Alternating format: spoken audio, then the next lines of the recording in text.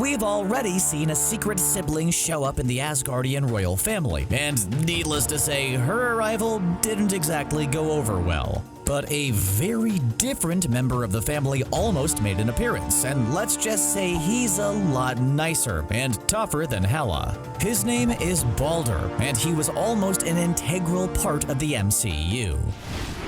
Thor's family tree is, well, it's a little messier than he thought it was back when he made his debut in the Marvel Cinematic Universe. Since then, he found out his brother Loki was adopted and discovered that he's not really his father's eldest child. That dubious honor belongs to his long-lost sister Hela. But you can't blame Thor for his ignorance there, since Odin tried to erase every shred of evidence that she once lived in Asgard. We all know Odin doesn't exactly deserve a Father of the Year coffee mug, but let's move on to something many fans don't know, and that's the fact that the All Father almost had one more child to presumably neglect and treat terribly. Mythology buffs may be familiar with the god Balder, who's a member of the Norse pantheon and was nearly part of the cast of the first Thor movie. I'm not saying he could have saved the sequel The Dark World from being one of the weakest entries in the MCU, but he certainly couldn't have hurt. Plus, he does have a history of entertaining the other gods. In a lot of stories, they entertained themselves by throwing things at Balder, since he was immune to most forms of damage.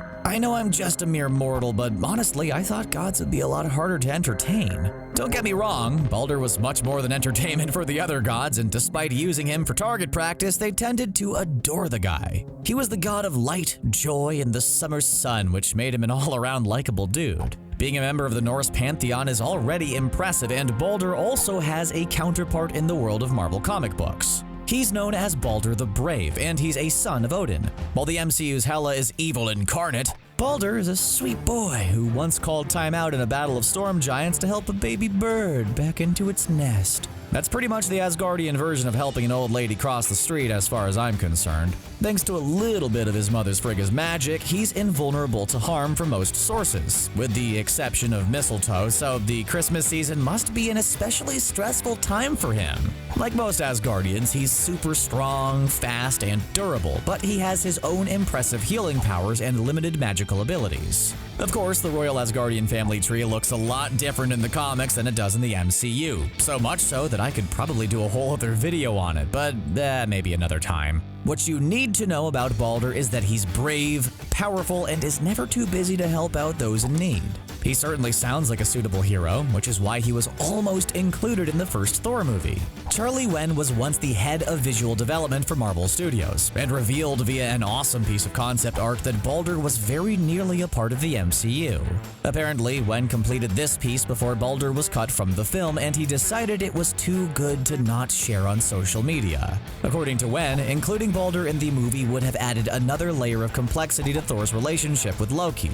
Although he conceded that he wasn't necessary in the first film, he had hopes that Balder could be incorporated into future MCU projects. While Loki has his own show on Disney Plus and we're getting another Thor, we seem no closer to seeing Balder the Brave in the MCU.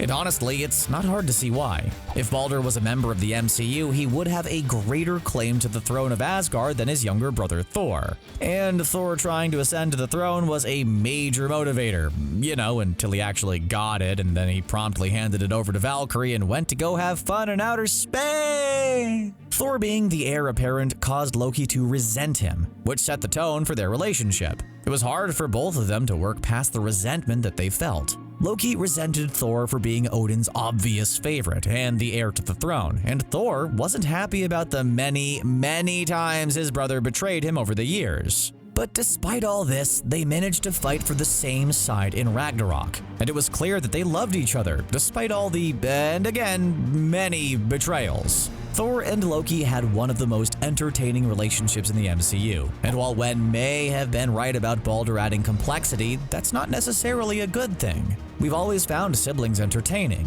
whether we're talking about the mythological Artemis and Apollo or the biblical Cain and Abel. It's hard to see how the combative yet touching relationship could have been improved by adding another brother to the mix, even if he was as admittedly awesome as Balder the Brave. So, do you think the MCU is ready for Balder the Brave, or should he stay safely on the pages of Marvel Comics? Go ahead, let us know what you think in the comments section down below, and don't forget to click on that subscribe button for more new videos from us here at CBR. Thanks a lot for watching. We'll see you again next time.